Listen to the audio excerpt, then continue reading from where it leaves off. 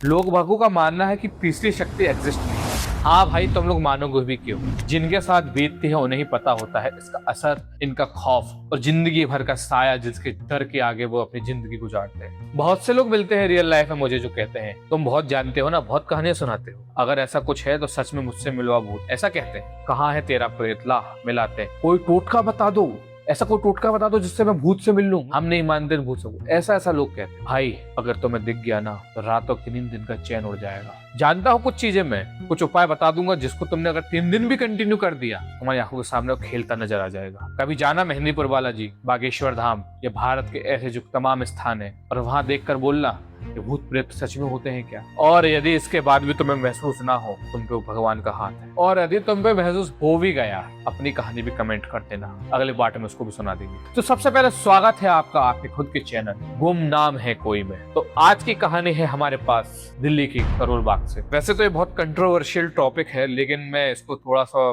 Touch करता हूँ, बाकी इसके अंदर हम डीप में जाएंगे नहीं, क्योंकि वरना आप लोग ही मुझको कमेंट में गालियां दोगे। यहाँ पर हम एक मनगढ़ंत नाम ले लेते हैं आर्यन, क्योंकि सच्चा नाम तो हम उसको बताएंगे नहीं, उसने मना करा था वीडियो बताने से। यह कहानी है करोल बाग के एक घर की। थोड़ा सा मैं आपको पहले घर का नक्शा समझा देता हूँ। करोल बाग में क्या है, दिल्ली में वैसे तो अगर किसी का बड़ा घर होता है ना तो वो 2-4 मंजिल बनाकर हर फ्लोर पे 2-2 कमरों का एक सेपरेट किराए से देने वाला सिस्टम बना देता है। खास तौर पे दिल्ली में तो ये बहुत है। तो वैसे ही आर्यन नाम का एक लड़का था जो अपने परिवार के साथ उधर ही करोल बाग में एक घर के ऊपर सबसे ऊपर वाली छत पे, तो वो एक साइड रहता था अपने परिवार के साथ, जिसके अंदर उसकी माता उसके पिता थे। वह लोग अच्छे से रह रहे थे और सुख चैन की जिंदगी जी रहे थे। उनके घर का दरवाजा था, दरवाजे के पास में जो खिड़की थी, उस खिड़की के जस्ट सामने ही एक दूसरे परिवार का गेट था। उसके अंदर एक वाइफ, एक हस्बैंड, उनकी सास और उनका बच्चा रहता था। बहुत दूर दूर से उनके यहाँ भीड़ लगी रहती थी सुबह से लेकर शाम तक। कुछ समय बाद उन्हें समझ में आया कि उनकी वाइफ के ऊपर तो काली माता आती है और उनके हस्बैंड के ऊपर भैरव जी आते हैं, इसलिए वह दिन भर लोगों का उतारा वगैरह करती है, उनको उपाय बताती है, भोग लेती है, सामग्री लेती है। अब ये सब चल ही रहा होता है तो उनका उनसे कोई संबंध नहीं था, वो लोग मिलते जुलते भी नहीं थे, ज्यादा बातचीत करते थे। ऐसे ही दिन बीतते हैं और कुछ दिनों बाद आर्यन का बर्थडे आता है और उसके पापा को एक प्रमोशन भी मिलता है, क्योंकि वो प्राइवेट जॉब में थे। तो जब उनको प्रमोशन मिलता है तो परिवार वाले बोलते हैं कि आर्यन का बर्थडे भी आ गया है और आपको प्रमोशन भी मिला है, दो खुशियां एक साथ है, तो क्यों ना हम इसको थोड़ा सेलिब्रेट करें। इतना कहने की ही देर थी कि पापा भी बोलते हैं कि हाँ, मुझे भी मन में यही आया था कि हम कुछ ना कुछ पार्टी करें। वह लोग छत पर एक छोटा सा गेट टुगेदर करते हैं, जिसके अंदर आर्यन के पिताजी के कलीग्स, आर्यन के कुछ दोस्त, उनके सास ससुर सब लोग आते हैं और इस पार्टी में शामिल होते हैं। आसपास के लोगों को भी इसमें निमंत्रण भेजा गया था। घर में अंदर वेज पार्टी चल रही थी और बाहर आर्यन के पिताजी अपने दोस्तों के संग कुछ ड्रिंक वगैरह कर रहे थे और नॉनवेज वहां पे बना हुआ था। तो अचानक से क्या होता है समझ में नहीं आता कि जो सामने वाले की महिला थी, वाइफ थी,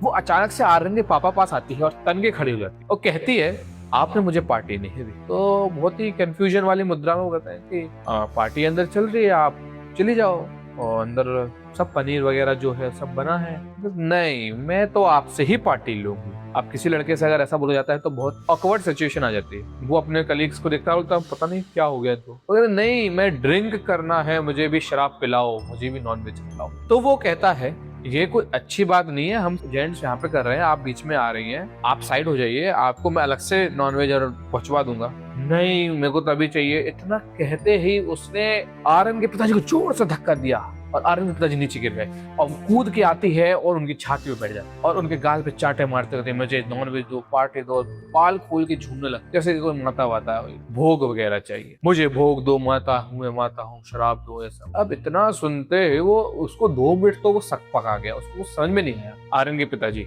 फिर वो अपनी हिम्मत बटोरते हैं और जोर से उस महिला को धक्का देते, उसके बाल पकड़ के उसको 2-3 चांटे जगड़। अब ये सब हुआ ही था कि उसका हस्बैंड भी आ गया, मैं भैरू हूँ, मुझे मारो, मुझे खाना दो, मुझे दो। फिर वो उनको भी 2-3 चांटे लगाते हैं। अब वहां पे जो लड़ाई का माहौल क्रिएट हो गया था, तो वो उसके दोस्त आते हैं, आर्यन के पिताजी के दोस्त, और उन सबको अलग करते हैं और बोलता है कि आगे से मेरी तरफ परिवार की तरफ दिख मत जाइए, चली जाए यहाँ से। इतना कहकर ही वो सब रफा दफा कर देते। अब ये सब हो गया, उनकी बातचीत परिवार से बिल्कुल पहले भी ज्यादा नहीं होती, तब तो पूरी तरीके से बंद हो गई। अब उनके पिताजी रोज अपनी जिंदगी में वापस से रूटीन पर आ गए। अब 2-4 दिन बीते ही होंगे कि 5वें दिन से रात को ठीक 3:30 बजे उनका दरवाजा ठक ठक ठक 3 बार ठक ठक होता। शुरुआत का एक दिन तो उन्होंने इग्नोर किया, दूसरे दिन उन्होंने खोल के देखा तो वहां कोई नहीं था, तीसरे दिन उन्होंने ठक ठक की जब आवाज सुनी तो बिना कोई हलचल के चुपचाप लेटे रहे। देखते क्या है, ठीक 15 मिनट बाद उनकी वाइफ उठती है और बाहर जाती है। जैसे वो बाहर जाने को होती है, वो उसके हस्बैंड जोर से आवाज आते हैं, क्यों इतनी रात में बाहर क्यों जा रही है, क्या हुआ? इतना सुनते से उसकी वाइफ को ऐसे कुछ चकपका जाती है, अरे वो बारात निकल रही थी ना बाहर, तो ये आर्यन जिद कर रहा था कि मुझे बारात दिखा दो, बारात दिखा दो। पति बोलता कि इतनी रात में तो कोई बारात निकल नहीं रही, तो कहते वो निकल गई होगी, शायद दूर निकल गई होगी। अब पति को आपको शक हुआ, पहला दिन ऐसा निकल, दूसरे दिन भी सेम ठक ठक की आवाज आई, 15 मिनट उनकी वाइफ फिर उठी, फिर बाहर जाने के लिए हुई, तो फिर उन्होंने किसी न किसी बहाने से रोक। तीसरा दिन भी हुआ तो इस बार उन्होंने दरवाजे पे ताला मार आर्यन के पिता। उनकी वाइफ जैसे बाहर जाने को मचल रही थी, तड़प रही। उन्होंने बोला कि मुझे बाहर जाना है, वो बुला रही है, वो उन्होंने नहीं जाने दिया बाहर, रोका। फिर जब 3-4 दिन ऐसा होते होते हो गया तो उन्हें लगा दाल में कुछ काला है। वो वैसे तो हम बता देते हैं कि उनके एक बुआ जी समझते हैं, मतलब किन्नर जो होते हैं उनको बुआ जी बोलते हैं, तो एक बुआ जी से उनकी बहुत जान पहचान थी, तो वो बुआ जी के पास गए और उन्हें अपनी सारी सिचुएशन पहले ही बता दी। अब बुआ जी कहते हैं कि रुक जाओ, रात को बहू को लेकर आना, कुछ होगा तो मैं देख लूं। अब वो रात हुई 12 बजे, इस बार उनकी वाइफ थी वो 12 बजे से हड़बड़ाना शुरू कर दिया, आवाज पलट के जैसे किसी मर्द की आवाज तेजी से बात करती है, मुझे बाहर जाने दे, मुझे बाहर जाने दे। लेकिन उन्होंने उसको बाहर नहीं जाने दिया, जबरदस्ती उसका हाथ पकड़कर उसको बांध के उन बुआ जी के पास ले गए।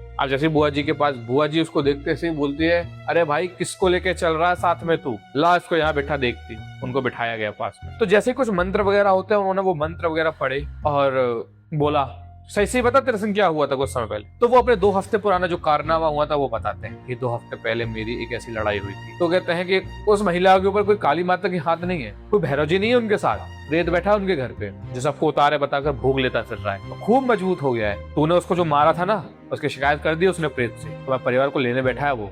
जो शुक्र मना तेरे ऊपर भगवान का हाथ था, जो तूने 4 दिन से अपनी वाइफ को बचा रखा है, वरना अगर पहले ही दिन ये बाहर निकल जाती ना, कूद जाती और चौथी मंजिल से कूदती ना, तो तू बचा नहीं सकता। अब ये सब सुनते से ही उसके पिता के हाथ पांव ठंडे पड़ गए और उन्होंने लौट के ये उस घर में नहीं जाएगी, जो भी होगा तुम अपना सामान खुद लेकर आओ दोस्तों के संग, ना ये और ना इसका लड़का कोई भी इस घर के अंदर जाएगा लौट। इतना कहते से उन्होंने उसके ऊपर बहुत ज्यादा वो करा, बहुत मंत्र वगैरह कर। तो उन्होंने बोला आखिरी टाइम से साड़ी पहनी तो साड़ी लेकर आओ। उन्होंने एक साड़ी दी, बोला जाओ इस साड़ी को ले जाओ, इस महिला के ऊपर से उतार के अपनी उसकी वाइफ के ऊपर से, और जाके उस घर के बाहर जला देना, तुम पीछे मुड़ के मत देखना। और 2-3 दिन बाद जाके सारा सामान जो निकाला ना, इस महिला को अगर दोबारा वहां ले गए तो फिर मैं नहीं बचा। ऐसा बोला जाता है कि अगर एक बार किसी को प्रेत बाधा हो जाए तो वो एक खुले दरबार की तरह है, खुले दरवाजे की तरह है, कोई भी अगर उस पर कब्जा कर लेता है उसका ऑरा एकदम वीक हो जाता है। इसीलिए तो एक बार अगर प्रेत बाधा किसी के ऊपर हो जाती है तो उसको बहुत ही सुरक्षा में रखा जाता है। जैसे तैसे उनका उतारा वो संपन्न हुआ, वो साड़ी लेकर गए, वहां पर जैसे ही जलाया महिला के चीखने चिल्लाने की आवाज आई,